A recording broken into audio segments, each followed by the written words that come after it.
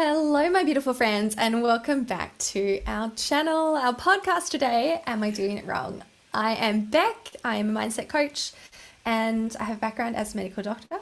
I work with driven professional women to liberate them from perfectionism, self-doubt, and people pleasing. Sorry, I'm just getting double sound here. So that they can live a life professionally and personally that they're proud of. They can express and assert themselves in whatever way is really true to them and most impactful based on the mission. So I'm so happy to be here today with Kristeen. So I'm Kristeen Barker. So I'm a medical educator and nephrologist, and I love making educational resources for doctor humans going through exams, doctors in training. It just lights me up, and I've got my own channel over on YouTube. If you want to learn renal and immunology, you can check that out in your next study sesh. So Kristeen has just told us about this, or told me about this amazing video series she's just released on YouTube. And guys, I want to delve into more about it today so I can pick Kristeen's brain. It is about how to get the job that you want in medicine. We're talking about medical specialties here. So she's done a 3-part series on medical, you tell me, Kristeen, so I don't. Yeah, so it's a 3-part series on medical job applications. So there's some stuff in there about cover letters, how to talk about research, and whether you like or don't like research, like what I think you should say in your interviews and your cover letters. And then the last episode is about applying for competitive positions, which is one of my most passionate areas that I love talking about to trainees. So so that's the series. So you could definitely check that out. I'm sure it'll help you with your job applications if you're in that season.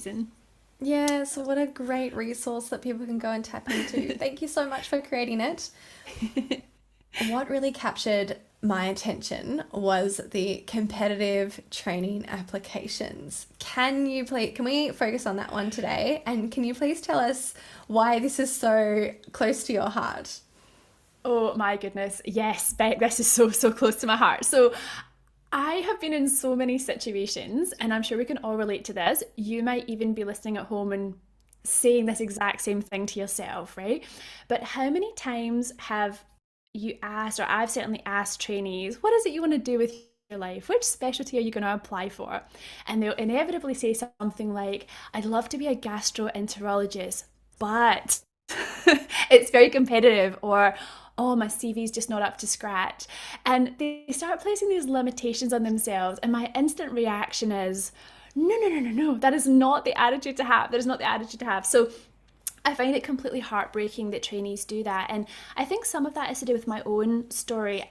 Quite honestly, since the beginning of time, basically med school is competitive to get into, but then once you're in, you're in for sort of 5-6 years. But every single thing I've applied for since I left med school, there's always been I'm sure they're well-meaning in trying to protect me from myself, but some well-meaning person's always ready to say, oh, that's competitive. I was moving country and they're like, oh, you'll not get a job in Australia. You shouldn't do that. Or, then on even just the basic, your resident jobs and your registrar jobs, and realistically in Australia we're applying for jobs every single year. So basically every single year someone would tell me that I was unlikely to get a job, and because I was from overseas I wasn't on the usual match and all the things. And so along the way what I've really learned is that there's always someone who's willing to tell you that you're not able to do something or you're not the right fit without knowing much about you generally. And if I had listened to those people and not gone for it and not did the thing, then what would I have missed out on so far? So it breaks my heart to hear doctor humans talking about themselves in that way, because honestly I think that those limitations they shouldn't be there. Like, we're not going to be ballerinas or astronauts or whatever, necessarily basketball players, but if you're a doctor and you want to be a certain type of doctor, I don't see why you can't be that certain type of doctor. There'll be a pathway that leads there, and I think you should go after it. So that's why I made this series, and that's why I'm so lit up about this, because I really I feel really passionate that people shouldn't be putting limitations on us, and we shouldn't be putting limitations on ourselves. Have you ever come across that scenario, Beck, in your own career? So much. And I mean, this is why I really wanted to talk to you about this, because it's just so relatable. Every single person listening to this has probably had somebody say, "Ooh, that's really competitive." And as you mentioned, people don't say it to be malicious, as they don't say it to be like, that's really competitive and you're not good enough. Like, they're not trying to say that, although that's how we may receive it a lot of the time. And in fact, like from my coaching background, I would say that most people probably say this really believing that it's true and that it's a problem. Like it's a reason to not follow that path unless you're willing to go to some extreme. And that's the problem. People are well meaning, but not well informed or really thinking about how useful it is to say something like that to people. And then on the other side, receiving that, and I personally have received this multiple times as well, whether it's been somebody telling me directly that, you know, that training pathway is like, are you sure you want to do that? It's a very competitive training pathway. Or even just like, I remember recently overhearing somebody get onto renal, they got onto nephrology, and it was another person sitting next to me, and they were like, oh, isn't that great that person got on? That's a really competitive program. Like, it's just such commonplace language. And I can remember each time I heard it, this sinking in my stomach. And instantly in my head, I'm like, oh, I don't really want to be a part of this rat race. Like, I don't want to be the person who's like doing medicine double, triple, full time and research on the side and blah, blah, blah to have my resume up to scratch or to be competitive for this competitive program. So I think it's a ubiquitous issue and a unquestioned, unvalidated concept. Yeah, absolutely. But what you were saying there about not wanting to be in the rat race, I think that's also completely valid too. Like, I think if you're true north, you can really tune into yourself and you can say, do you know what? These are my values. This is the life I want to have. I'd probably be happy in XYZ specialty. It doesn't have to be this one. It can be this one. And actually, this one's got a better lifestyle. And might even be more aligned. Like, I think there's nothing wrong with that. Like, saying no to the rat race, because the rat race can mean, like what you say, a lot of sacrifice that might interfere with your relationship, your home life, if you've got children and all of those things. And it might mean that you have to move geographically, interstate, something like that. Like, the rat race is not always the right path for you. And so I think if you tune into who you are and what you want, you'll never go far wrong. And I think that's completely different. Like, choosing yourself is completely different from not choosing the specialty because you think you're not good enough. I think they're two totally different things. And I guess the other thing I would say. Oh, sorry. Is that something you talked about in your video as well? Yes. Yes. Yeah. It was basically a rant from start to finish. Make the video a very helpful little rant. Hopefully, it's helpful. But yeah, just all of those different options. Like, if you're trying to choose a path, you might choose. I call it choosing yourself as opposed to choosing the specialty that you deem to be maybe the mal-aligned path. And I also talk about if you do go for a specialty that's competitive and maybe you don't get in, some glory stories for how sometimes that even leads you down a better path that was the one that was always meant for you. And I have two examples of some colleagues who just bossed life by not getting into the program, and probably if you had to speak to them now, they would tell you that they're actually glad they didn't get in. So it covers all bases. But I think what I think was super fascinating, because I know that you're a self-doubt coach, and I think it would be great to pick your brain on how people can overcome that self-doubt if they do want to apply for a specialty program and it's so-called competitive. How can they tune into just going after that unapologetically and have that self-belief that it's going to be necessary to sell themselves in the interview, sell themselves in their cover letter? Like, do you have any tips on how you could coach someone through that to gain that self-belief and get out of their own way? So much, but I just feel like my sort of mindset side of things could be so well paired with your strategy of understanding how the system works and what those kind of CV points are and what an employer wants to hear you say.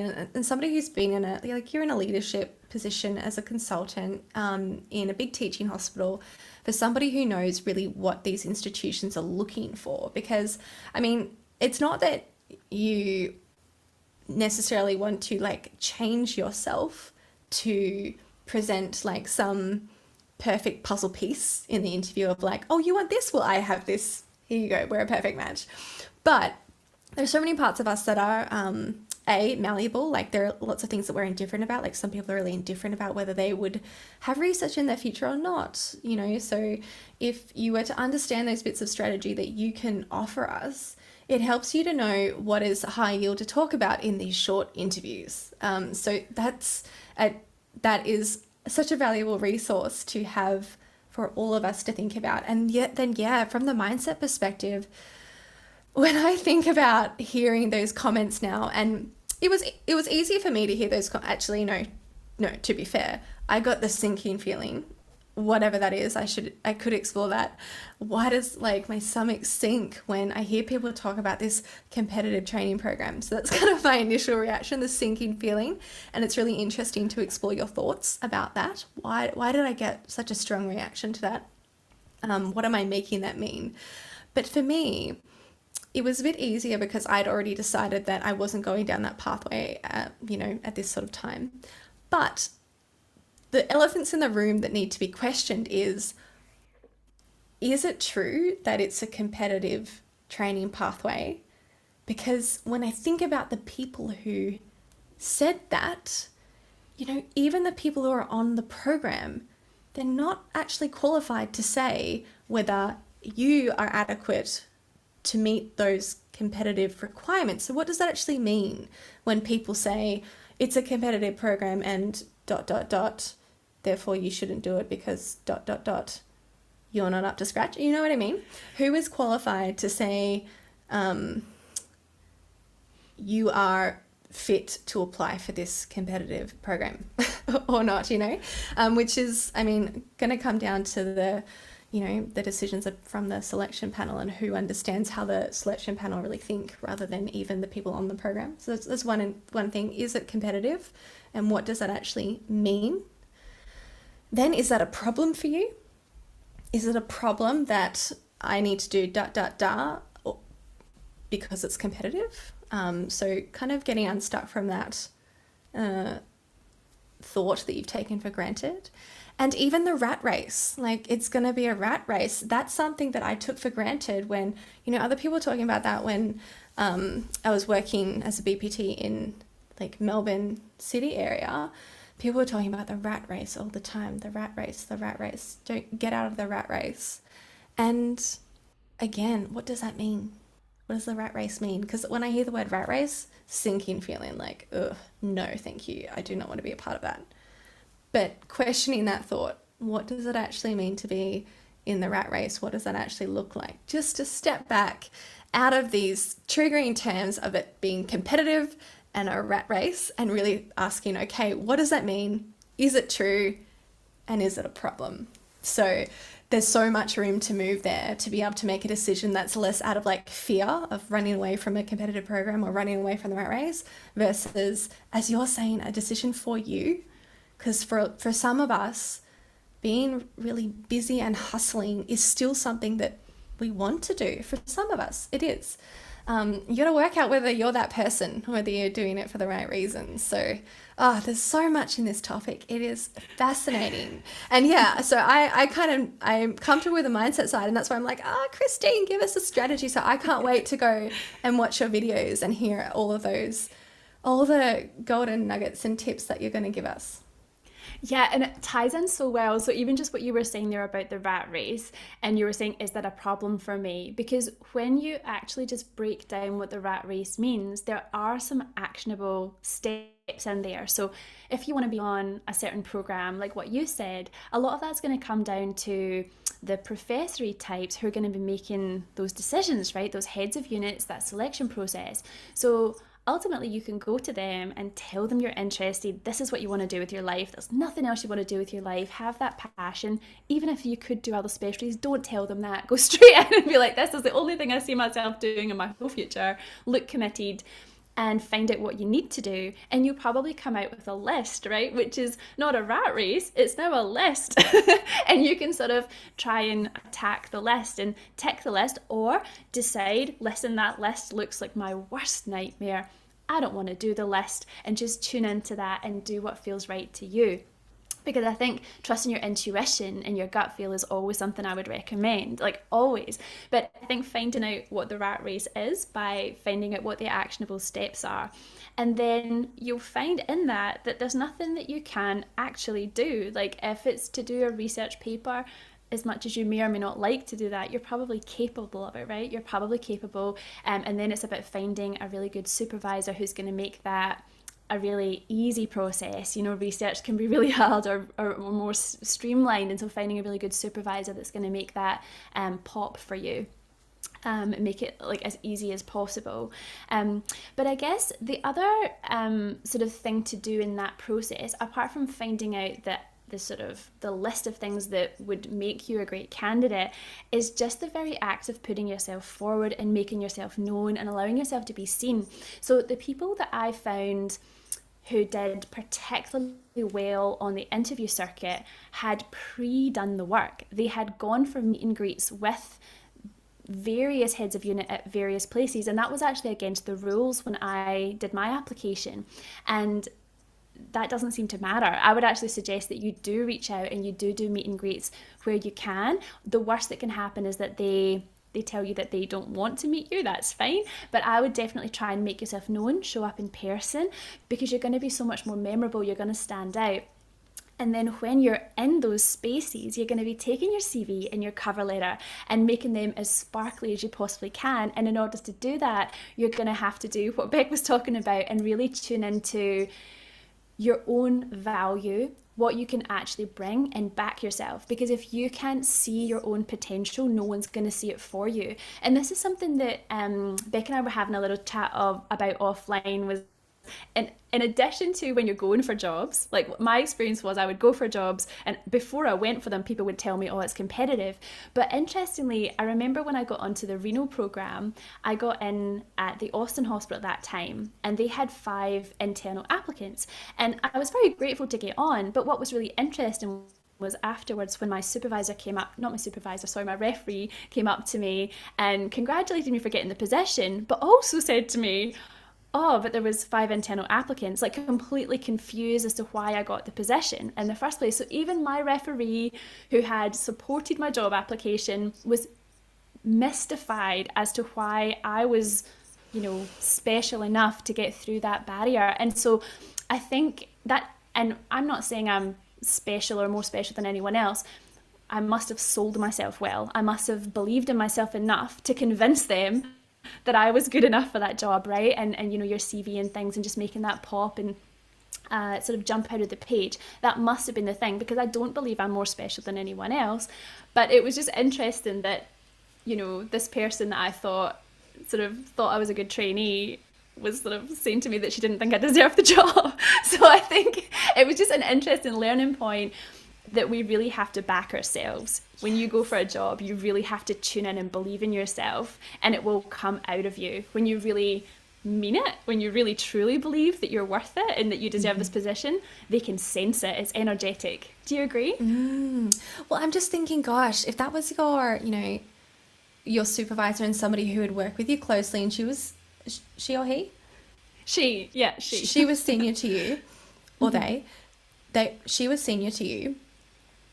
Imagine if the effect on you, if you had known that before, if she had said, there are 5 applicants, so you probably won't get in. And just thinking about how that sentiment from somebody who is more senior and more qualified for you, we put so much emphasis on what they think and them being able to judge us correctly. If she had said that to you before the interview, and then you had to go in with this person who knows better, knowing that you're not good enough, thinking about how that would have affected you is one thing. And then the awareness that in retrospect, she was wrong, But she was wrong to think that you weren't good enough or whatever for the job. Isn't that just fascinating? And this, again, you said before as well, it's not malicious. These were probably just her genuine thoughts, and she thought she was right. She didn't realize that she could be wrong. We think that we know that we can comment on people's, fitness for the job, or how much another person with subjective views and bias how they will judge you. But we don't know. We can't read minds. And I'm just so glad that that wasn't able to affect your thoughts before you went in and you backed yourself. Because for a lot of us, we would think, well, if this senior person in this position thinks that about me, then they're probably right. And then, for a lot of us, that affects the way we show up, and then you might not have gotten the job. Because as you say, backing yourself was necessary for this. Yeah, it's such a brilliant example. Yeah, I'm so glad I was ignorant to that. So glad. But I've had lots of experiences like that along the way where I guess, I don't know, I've had a few experiences where I guess I just want to normalize rejection. Like, I think it is healthy to normalize rejection. I remember getting a job. I don't know if I should really mention the person's name, but one of the heads of units, I was walking along the corridor with them one day, and I remember saying something to them about how I got my job or something like that. And I was thinking that it was maybe like someone put in a good word for me from another hospital, like something like that happened. I don't know. That's what I thought had happened. And he turned to me and he said, "That's not what happened. We didn't want you. We wanted someone else. But now you're here. You're okay." So I just want to normalize that. And ultimately, does it matter? No, it does not matter, because I'm on the program, living my best life. Doesn't really matter. It's never held me back. But I just want to normalize that, and I guess to give everyone that self-reliance and self-belief that, I'm someone who clearly has not impressed every head of unit in Melbourne. I did not get hired by everyone. You just get hired by enough people to get through. You just have to resonate with one or two, and you just have to, I guess, keep on keeping on and not let it bother you. You're not going to be everyone's cup of tea. That's fine. Well, isn't it funny that it kind of ends up being this likability contest? Because as much as it is CV based, and certainly that's going to filter through a lot of people who actually get to interviews, at the end of the day, there is a panel of people who make a subjective decision about you versus somebody else. And we give that so much power in terms of our professional capabilities. The fact that, you weren't the most liked candidate by this particular head of unit doesn't actually speak to your competence or your being the best person to do the job. I'm not saying you are the best person to do the job, but that's the connection we make. We're like, I wasn't the first pick, or I wasn't picked at all. And then we think that is reflecting something about our competence or something about our professional lives.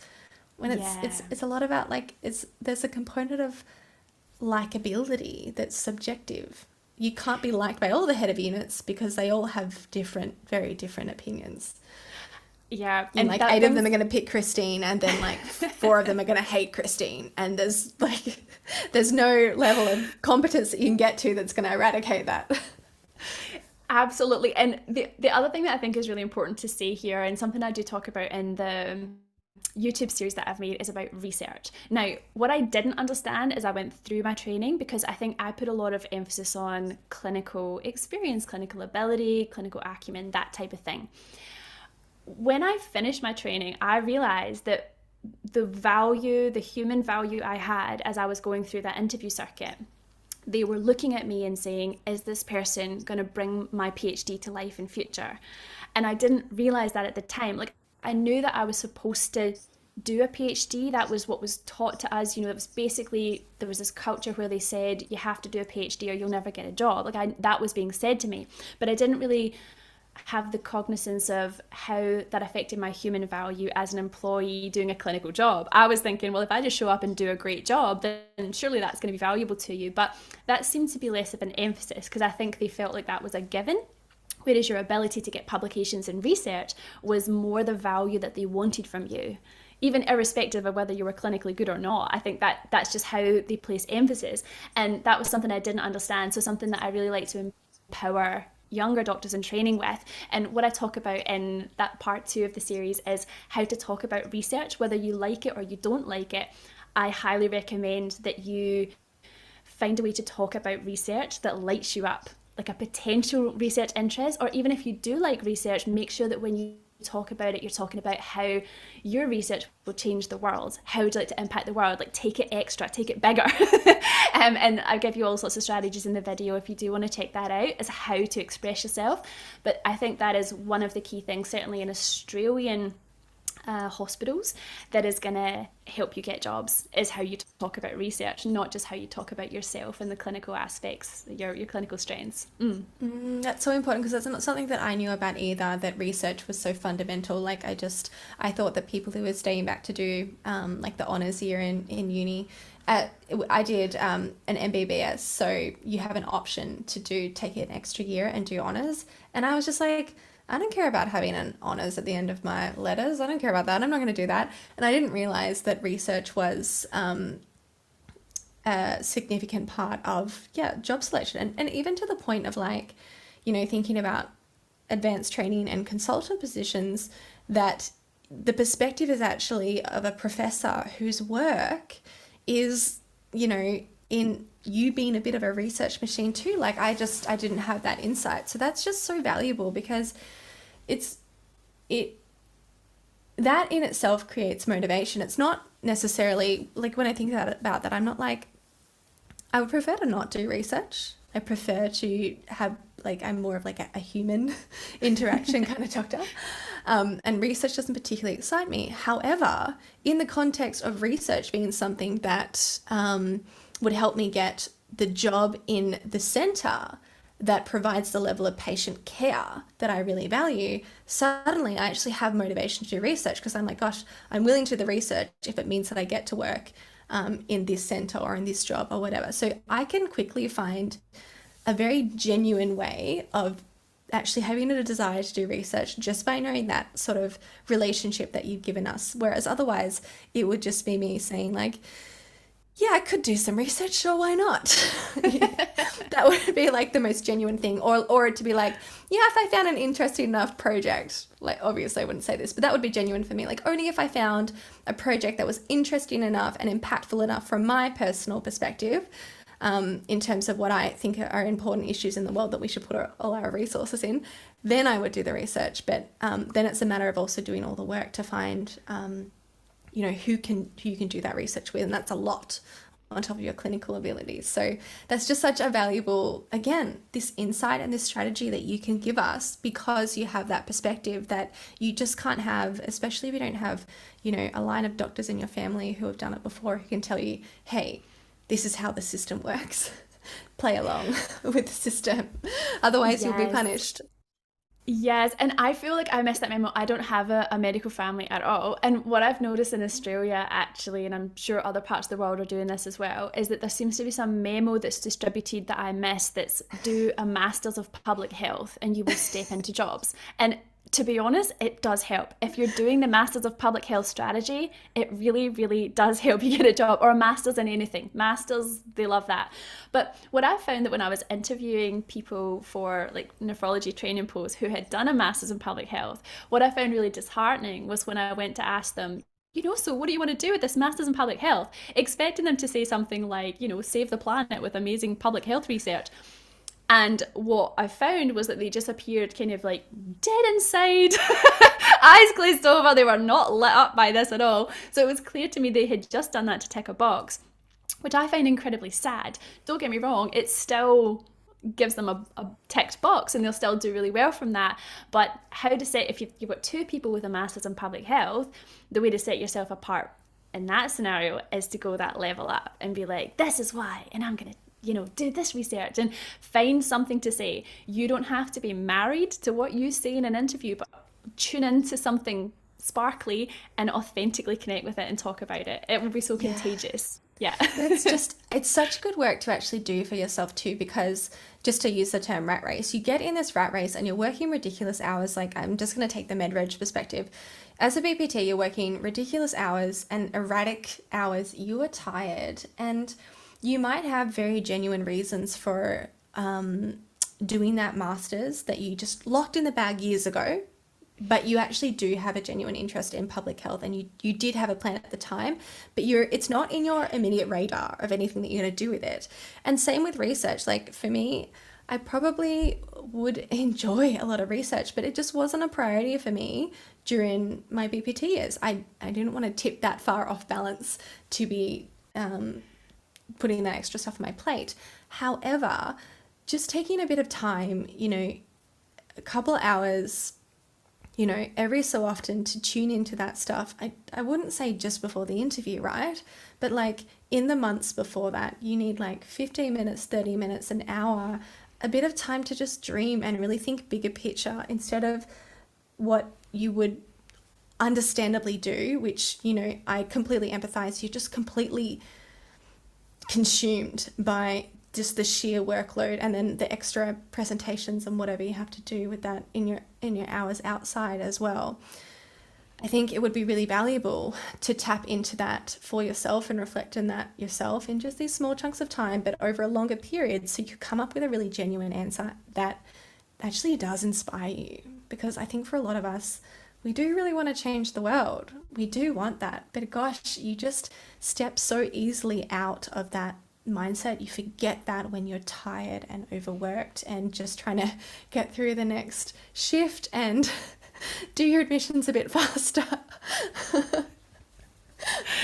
That is such good advice, And I think that's also, even when it comes to the more basic interview questions, just thinking about your strengths and your weaknesses and things, or why do you want to do such and such a specialty?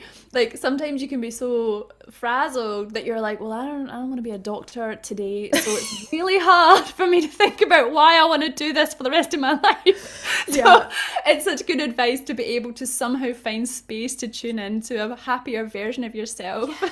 Not like in the couple weeks before you're stressed out with the interviews, right? Like for my clients, I need to work hard with them to get them out of the like day-to-day mindset of like how hard life is. And it's mainly because they work with me and I actually hold that space for them and I force them into that space of like the bigger picture and what you actually care about.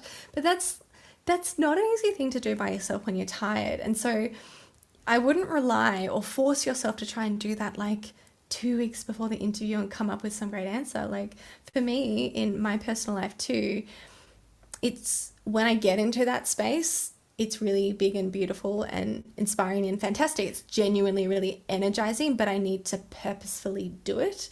And it's a very iterative process. I don't get the answers the first time I do it. It's this iterative, open one door and then you see the next door and the next door. And I think it has to be that mechanical when you're so overworked and tired and under so much pressure. I think carving out that time for yourself months and months before is not only strategic, but it actually makes you feel a lot better when you get to jump into that space of like, oh, this is what I love. This is what matters to me. This is where I'm going. This is why this is all worth it.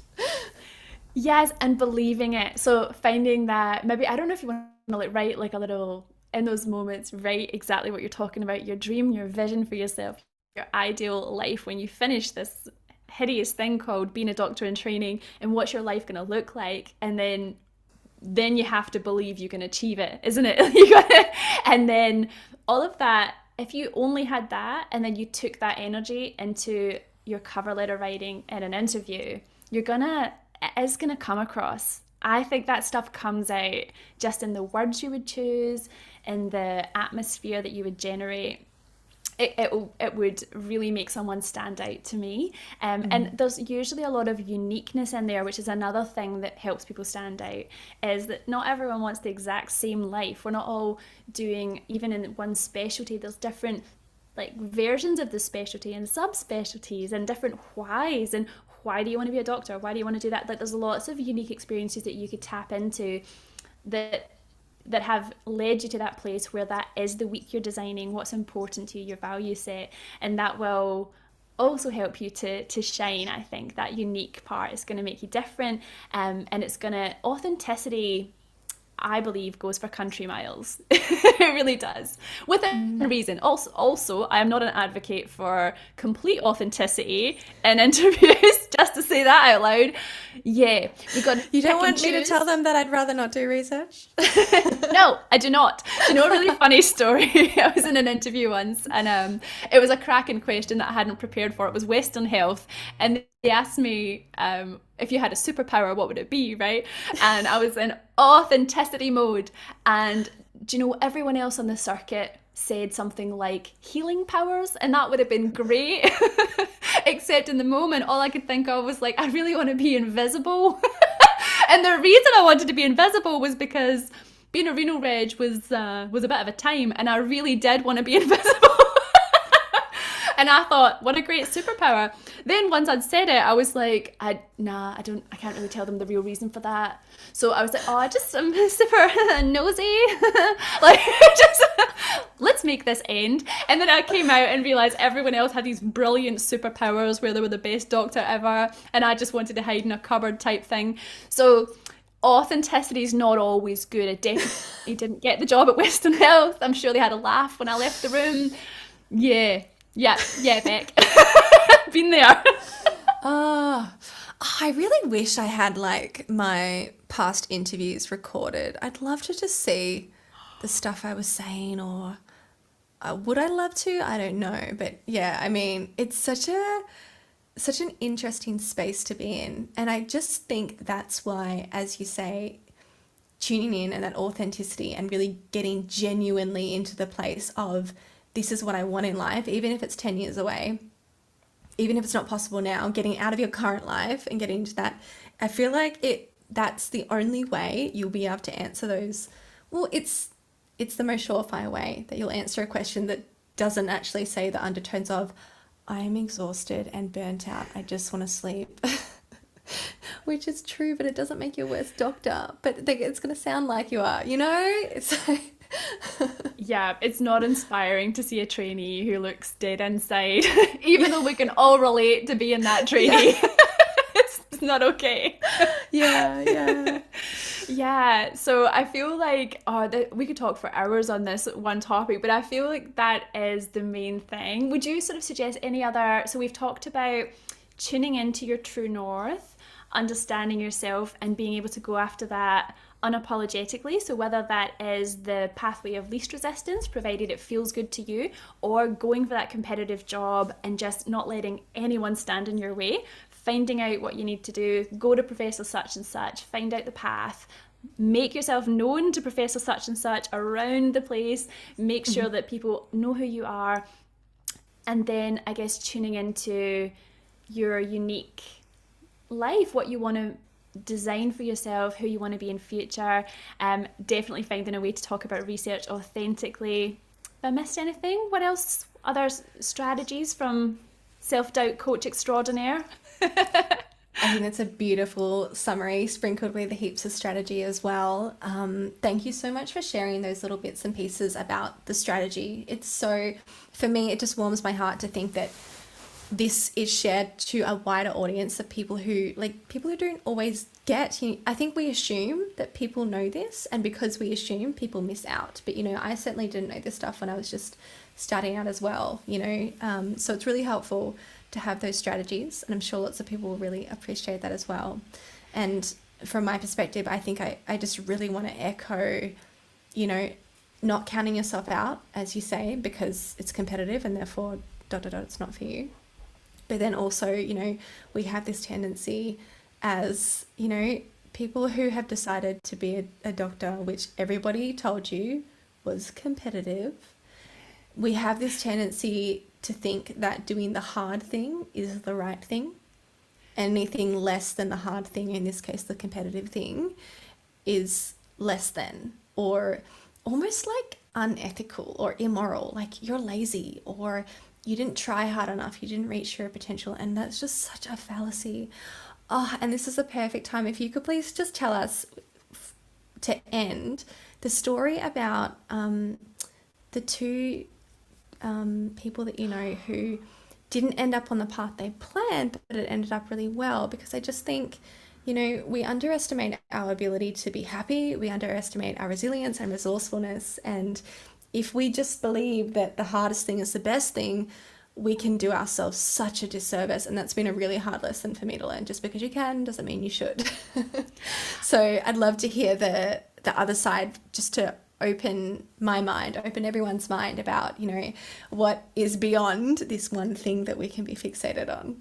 Yes, absolute glory stories. So I can think of two examples, and the first one is someone who was in my study group for the clinical exam, and I absolutely loved this person. She was phenomenal, right? Phenomenal. You'd let her look after your family members, just a superstar, right? And we both wanted to do nephrology, and I got on the program, and she didn't, and that was a complete mystery to me. I don't know why. It didn't seem right to me. She should have got on the program. And then she did some research and tried again the next year and didn't get on the program. And again, I remain completely confused. But then she didn't apply the next year. She kept going in gen med training. And then I remember I bumped into her. I got my consultant job at the hospital I work at now, and I bumped into her outside, and it was such a beautiful little reunion. But I was like, oh, what are you up to? Like, what's happening? And she had stepped into a 1.0 gen med full-time permanent position at a massive tertiary centre. And like, meanwhile, everyone who just did nephrology training, we're all scrambling, right? We're scrambling, people are trying to do PhDs to get fractions. I was lucky enough to get a fraction, but we're all scrambling for these jobs, right? That don't even exist. And she walked it into 1.0. She was happier than ever. She loved what she did. She was obviously valued and just kicking goals. So I see that story as she actually won. She got something arguably better than a lot of people who'd gotten into the program, and she was so happy and abundant. So that feels like it was actually the right path for her in the end, which is just beautiful, and I just love that for her. And then the other one was another friend who had really wanted to get into cardiology training, and again, did all the things, tried to do the research, just tried and just kept hitting this wall of rejection. And then someone said to him, it was like a light bulb moment. They were like, do you know you can still do cardiology without being a cardiologist? And it was like, oh my goodness, that's correct. So what he ended up doing was doing gen med training, but with a sort of interest in cardiology, did an echo course, is super well known for his cardiology know-how, practices cardiology type medicine, goes to those clinics as a gen med physician. And so it just feels like everyone puts these rules on us, and they're not real. Like, they're always being broken, and there's always a different way to get to a really fulfilling career. And again, arguably, that person's doing way better. They've got a lot of work. And they have more job opportunities, like having gen med and cardiology, right? So it's really beautiful. So I think sometimes if we don't get onto the program, we think there's something less than about us. But I guess I'm here to tell you that, it doesn't mean a single thing, and you can still carve out a career that really brings you joy and fulfills you and sort of tickles your interest, whatever that might be.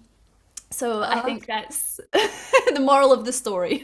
Yes, I wholeheartedly believe that. Every time one of my clients says, oh, I just don't know what specialty to do, this comes up a lot. And then we work through options, and we go all the way, like we zoom out, we zoom in, do everything. And, at the end of the day, this person is just, every single person, all of my clients, they're so resourceful. And if you take yourself to that place, the worst case scenario even, or as in, like, say you picked the wrong thing in your present thinking, if you then ask them, what would you do in that scenario to make it work?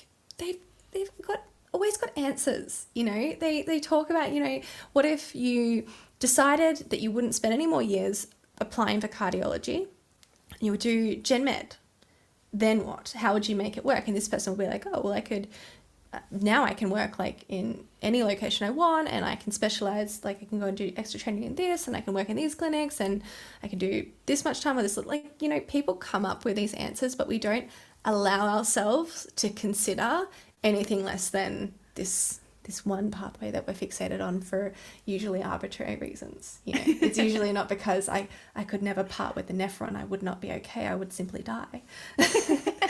It's just because we're like, we've just decided we we find it really interesting and that's what we want to do. But we forget that, there's so many other things that we're great at and that we actually enjoy. And when you like throw in rejection or somebody telling that you can't have it, that's an extra layer of pain that makes you feel like something's going really wrong that needs to be fixed. Yeah, yeah. But I guess maybe I'm philosophical about this as well, but I feel like anything that's ever happened that's kind of been meant for me in life has felt, not that it wasn't hard work to get there, but there's been an ease to it in the end. Like there's been a sort of an ease, whereas things that were definitely not meant for me, there were walls and it felt very uphill. And if I'd kept going against that grain, you can't keep going against the grain, but it does feel sometimes like a sign, like sometimes that there's actually something better. It's usually something better. But I think that's part of tuning in to your gut feel as well. Like, why am I hitting this wall? And is there, like, as you say, is there another reality that maybe I'd be more suited to as well? It's not always a bad thing, but it can feel like that at the time. But you are so good at that, whereas a lot of us, we have gotten through training through suppressing our emotions and totally losing touch with what we want. And I think my worry with medical training is it's such a long time span. You can kind of keep your head down and focus on this one career path, and you don't come up until you're like mid-late 30s, and then a big chunk of your life is done. You're like, oh, what happened? What do I want? Whereas when you have that, when you're able to have that approach where you can actually tune in and genuinely, without fear, ask what you want each time and ask, is this a good thing? This is a bad thing? Should I let this go? Should I push further on this? You actually give yourself an opportunity to, have those years accumulate to what you want. And I really think that that's an amazing skill that you've built that a lot of us unintentionally decommission because we think that if we just work harder and we grit through it, that's the path to success. Yeah, but I don't think that you're going to find many people saying, just follow your true north. That's quite strange. Yeah. I've had that career advice from like one person who I just love to bits, who's Professor Michelle Leach at Monash. She'll always just tell you to go and follow your true north. And she's the only person, but she's the wisest person, and it's so correct. So she didn't give me any advice apart from just tune in and do what feels good. But no one else gave me that advice. She was the very first person in my whole career. So now I feel like I need to domino effect that. Tell Imagine other people. If every time you were like, I want to do this specialty, and instead of the response being, "I was very competitive." Imagine if you had a Michelle Leach and every person was like, okay, just follow your true north. Just make sure you're following your true north. Oh, how different would that be? If you had that moment of like, it is what I want. Or like, no, I actually just saw that person doing it and I just assumed that everything, they were happy. Or, I wish there was more of that dialogue of like, you can trust yourself. Just listen to what you want. Ask yourself what you want and then follow that. You're going to be okay and you're going to create good things, whatever you do. So, I'm a fan. I know. I'm like, she's like my idol. I love her so much. So wonderful. And I guess just for you guys listening, like if you do have any questions about this, I know that Beck has some awesome content on this on YouTube as well in terms of choosing a specialty. But if you had any questions about the interview or cover letters or I guess prickly parts of job application and self-doubt that comes up, we would love to hear from you, and you can leave those questions in the comments below and we will try to get back to you for sure. Yeah, take everything you can from Kristeen's brain, guys. This is a special opportunity. All right, my beautiful friends, we'll see you next time. See ya. Bye. Bye.